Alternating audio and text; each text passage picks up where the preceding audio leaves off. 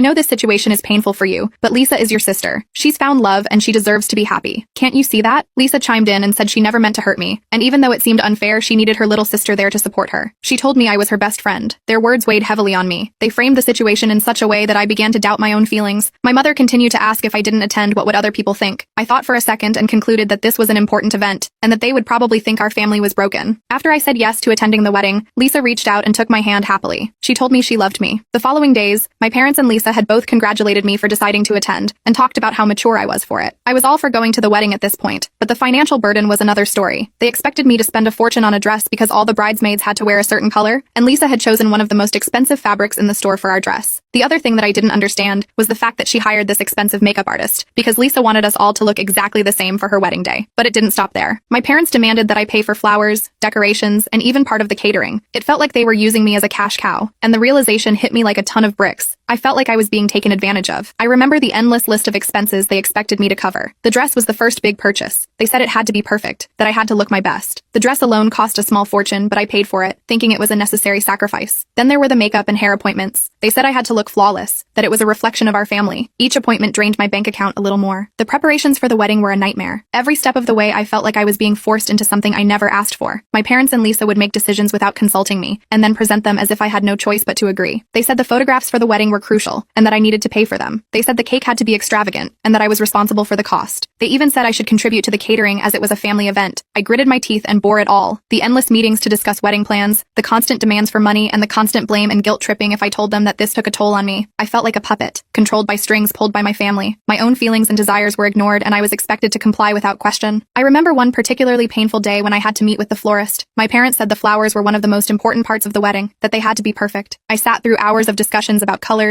arrangements, and delivery logistics. Each decision felt like another knife in my back, a reminder of how much I was being used. When the florist presented the final bill, my heart sank. It was a crazy amount, and my parents said I had to pay for it. They said it was my duty as the sister of the bride. I also had to attend numerous dress fittings with Lisa. Each session was an exercise in patience, as Lisa insisted on the most expensive options. She said she wanted me to look stunning, that it was important for the photos. I knew it was more about her image than my appearance. Every time I tried to voice my concerns about the costs, I was met with accusations of selfishness. They said I was making it all about me, that I couldn't stand to see Lisa happy. The manipulation was constant, and I began to feel like I was losing my mind. I sat in my bed one night, tallying up the expenses. I realized how much I was being forced to pay for a wedding that wasn't even mine. I decided I had had enough. I would go through with the wedding preparations, but if I was going to pay for all of it, I would make them pay for what they did to me. I planned to ruin their special day in the most spectacular way possible. It was 2 weeks before the wedding when Lisa approached me with a request that caught me off guard. She found me in the kitchen sipping on a cup of tea. She asked if we could talk for a minute, so we sat at the dining room table. She said she was thinking a lot about the wedding, and that there was something really important that she wanted to ask me. I asked her what it was, and she asked me if I could give a speech at the wedding, and told me how it would mean the world to her. I kept a calm appearance on the outside, but on the inside, I was smiling like the Grinch. This was the perfect opportunity to execute my plan, but I couldn't let her see how eager I was. I needed to appear conflicted. I bit my lip, pretending to weigh the request carefully. I asked her if she was sure after everything that happened, and she told me that we've moved past that now, and that she thinks it's important for our family. I agreed to read a speech for her. After she left the room, I felt like I could run up a mountain. The speech would be the perfect time to reveal everything, but for now, I had to play the role of the dutiful sister. I played my part perfectly. I smiled, nodded, and pretended to be the supportive sister. I paid for everything they asked, gritted my teeth through every interaction, and kept my plan a secret. The night before the wedding, I sat down and wrote a letter detailing everything that had happened. I poured my heart out, explaining how I had been manipulated, how much money I had spent, and how deeply they had hurt me. Writing the letter was cathartic. It was my chance to express all the pain, anger, and betrayal I had felt over the past year. I wrote about how John had cheated on me with Lisa, how my parents had sided with them, and how they had manipulated me into attending the wedding. I detailed every expense, every demand, and every moment of emotional pain they had caused. It was a monster of a letter, and I knew it would create chaos when I read it aloud.